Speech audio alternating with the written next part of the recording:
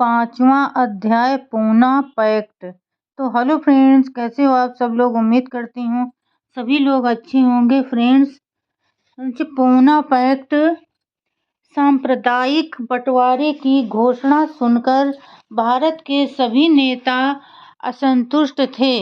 जहां तक डॉक्टर साहब का संबंध था, वे भी ब्रिटिश सरकार की इस घोषणा से असंतुष्ट थे। उन्होंने 23 अगस्त 1932 को वक्तव्य दिया, जिसमें उन्होंने असंतोष प्रकट करते हुए यह कहा कि सरकार के निर्णय ने प्रांतीय धारा सभाओं में बहुत कम सीटें देकर अछूतों को बेरहमी से कुचलकर अछूतों के सामने एक नई समस्या पैदा कर दी है।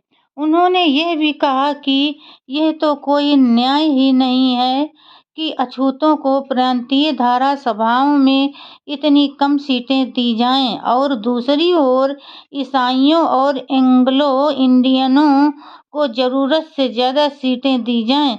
इस प्रकार का अन्याय ऑल इंडिया डिसप्रेस्ड क्लासेज फेडरेशन को सरकार के निर्णय को अस्वीकार करने के लिए बाध्य करेगा।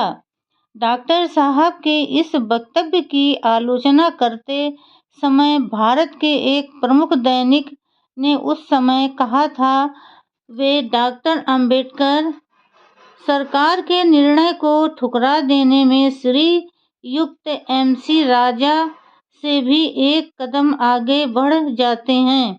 अभी हाल में ही एक विरागी सज्जन ने एक लेख में ये पूछा है कि जिस समय अछूतों को ब्रिटिश सरकार ने इतना कम प्रतिनिधित्व दिया था, उस समय डॉक्टर अंबेडकर क्यों सो गए थे। दुख है कि विरागी जी ने उपरोक्त सत्य को ढूंढने का प्रयत्न ही नहीं किया। उन्हीं दिनों यह अफवाह भी फैल गई थी कि गांधी जी अछूतों के पृथक निर्वाचन का विरोध अपने प्राण की बाजी लगाकर करेंगे।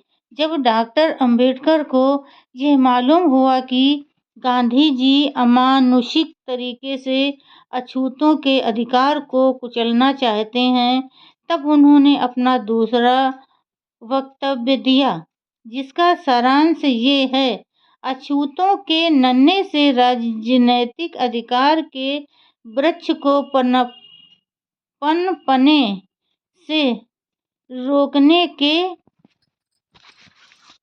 प्रयास की मैं तनिक भी चिंता नहीं करता। गांधी जी की यह धमकी कि वे आमरण अनशन करेंगे, यह राजनैतिक अड़ंगा है। यह उनका नैतिक युद्ध नहीं कहा जा सकता। यदि वे इस बात की जिद ही करते हैं तो वे बजाय स्वाभाविक रूप से मरने के अस्वाभाविक रूप से मरेंगे। मैं एक समुदाय की सच्चाई में उस समय विश्वास कर सकता हूँ जब वो अपने प्रतिद्वंदी को उसकी ईमानदारी के लिए उसका सम्मान करता है और खुलकर मैदान में संधि की बातचीत करता है। लेकिन ऐसे अड़ंगों से मैं कभी भी विचलित नहीं हो सकता। मेरा निर्णय ज्यों का त्यों बना है। यदि गांधी जी हिंदुओं की भलाई के लिए अपने जीवन की बाजी लगाना चाहते हैं तो अछूतों को भी बाध्य होकर अपने अधिकारों की रक्षा के लिए युद्ध करना ही होगा। तो फ्रेंड्स, आज के लिए बस इतना ही। कल फिर मिलेंगे अगले नए वीडियो के साथ। तब तक के लिए फ्रेंड्स, जय भीम, नमो बुद्धाय।